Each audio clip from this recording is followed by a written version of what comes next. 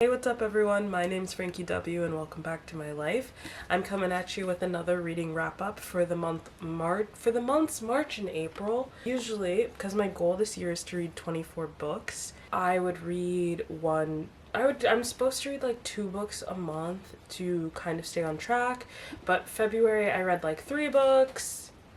And so reading 1 book 1 month and 1 book 1 month, I think I'm like a book behind. But at the same time, I think forcing myself to read more will just like cause more issues. So these are the 2 books I read in these 2 months. I also grabbed my reading journal so we can look at what I wrote. But for March, I read You're Not Supposed to Die Tonight by Kalynn, Bayron, and this was my first book by her. She's the author of Cinderella's Dead and like those other fantasy retellings, but this one was more inspired by like 80s slashers, and I'm a really big Scream girl. I love a good slasher movie, and it's sapphic, so I thought that would be really fun, and I also just love like black main characters. So I remember what I wrote, but I just kind of want to, so I gave it a 4.5, and I said, this is one of those stories where you start imagining all the scenes that you read, and it's like a movie is playing on a screen. I know some people don't like when books mention current events, but I really like it. This book is hilarious, and when it gets intense, it's almost like a needle drop. I really enjoyed this. This is kind of a spoiler for... I'm just gonna put this is kind of a spoiler for like the villain of the book, but the Owl Society kind of reminded me of Son of Batman, and that also helped me when it came to imagining this in my head. This was a black book at times, you can tell, because of the specific colloquialisms and pop culture references, but it didn't feel like it was distracting like how some books do. Yeah, so I think something that's mentioned in here, I think it happens in a book that is on this shelf somewhere. Yes. Something that happens in Highly Suspicious and Unfairly Cute is that our main character is a TikToker, and I think sometimes people read these books and they're like, oh my god, they're a TikToker, I don't want to watch, but I don't want to read, but I like the references. It just like shows me if the author is kind of tapped into Gen Z or the younger conversation, and it was really funny because our main character has to wear a wig at a point, and her girlfriend was like, you look like Omarion, and I actually started cackling out loud on a plane, so that's really funny. But basically, to read the description so you kind of know what you're getting into with this book, I'm the final girl, guaranteed to survive the night. Charity has the summer job of her dreams, playing the final girl at Camp Mirror Lake. Guests pay to be scared in this full contact terror game. As Charity and her summer crew recreate scenes from a classic slasher film, The Curse of Camp Mirror Lake, the more realistic the fear, the better for business. But on the last weekend of the season, Charity's co-workers begin disappearing, and when one ends up dead, Charity's role as the final girl suddenly becomes all too real. If Charity and her girlfriend Bezzy hope to survive the night, they need to figure out what the killer is after. As they unravel the bloody history of the real Mirror Lake, Charity discovers that there may be more to the story than she ever suspected.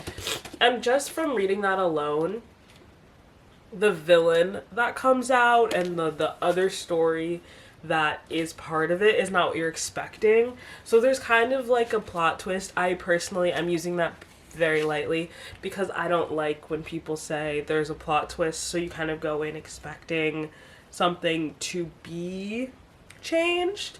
But there is, like, when I was saying, like, there is a needle drop, there is 100% a needle drop where things get more intense, and there's just, like, there's so much confusion behind what's going on and, like, why it's happening to them, who's involved in it, and you think you know, and then you don't know. And yeah, I just really love this book. I gave it a 4.5. Honestly, I probably would have gave it a 5. I don't know why I didn't give it a 5, but it's one of my favorite books that I read this year, for sure, hands down. and just everything about it was so good. It gave me all the feelings of like Friday the 13th, of Scream, on all those types. But then, as I mentioned, like, it also gave me those like feelings because of the villain that I will not say again, because that was low-key a spoiler, so I probably will be like, skip that part of this review. But yeah, really enjoyed this book. So this is the only book I read in March, so on to April. The only book I read in April is Crazy Rich Asians, which I feel like is the national airplane movie of our generation, with Constance Wu, Henry Golding, Gemma Chan, Michelle Yeoh. It's an iconic cast, let's just say.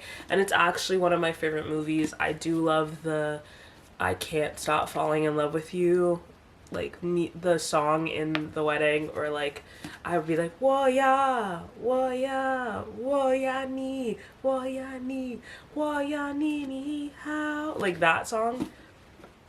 Girl, I don't know what they're saying, but that song eats down. Basically, if you don't know the story of Crazy Rich Asians, which is, it's so hard because I feel like it's so deep in the like the pop culture zeitgeist, but Rachel Chu is kind of like a normal girl, and her boyfriend Nick, who she's been together with for a minute now, his best friend is getting married. So Nick is like, I'm going back home to Singapore for my friend's wedding.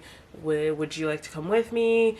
And she says yes. And then she finds out that he is like rich, like old money rich, like different tax bracket completely. Like, it's like, how many zeros are on that paper? That level of rich.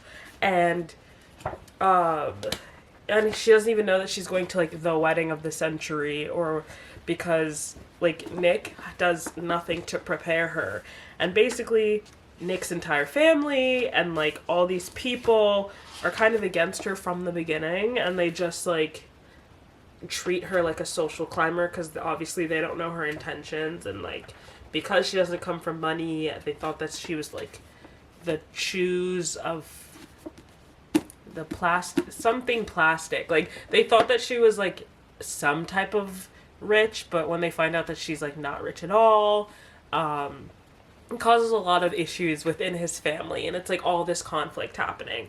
I personally despised this story. It upsets me deeply how unprepared Rachel was, and how like nonchalant Nick was. Like, well, Rachel doesn't care about those things. And it's like, you grew up around all these people and you just didn't think that they would like treat her, you thought they would treat her like normal. I don't know if he's just like blind to it or whatever, especially seeing how like Astrid's husband at the time was like being treated by their family. I'm like really surprised Nick didn't do his due diligence to like make sure Rachel was prepared. So that just upset me.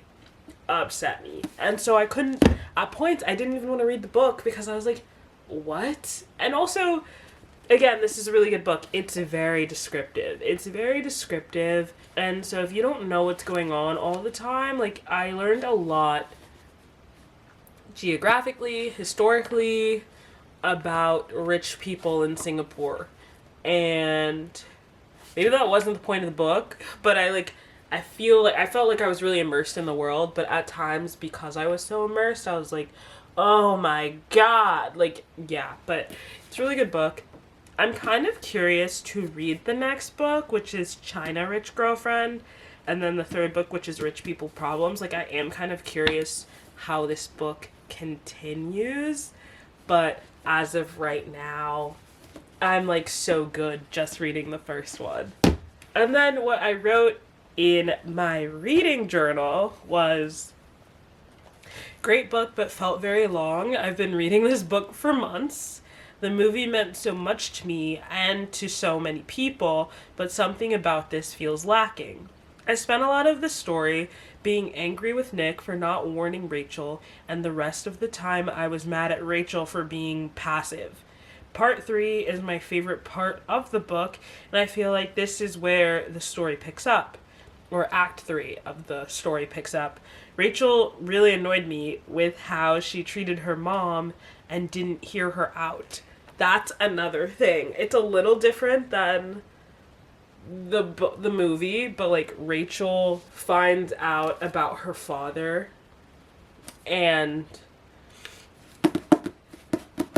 the way that she treats her mom when she finds out, instead of like hearing her mom out or listening or like believing her mom would have a reason to not be in contact with her father, like, okay girl, it was just like all of a sudden these daddy issues like sprouted out of nowhere. Like she's never talked about having issues with like not knowing her father, and then now she's like really upset she doesn't know her father and her mom kept him from her. And I was like, okay, pack it up.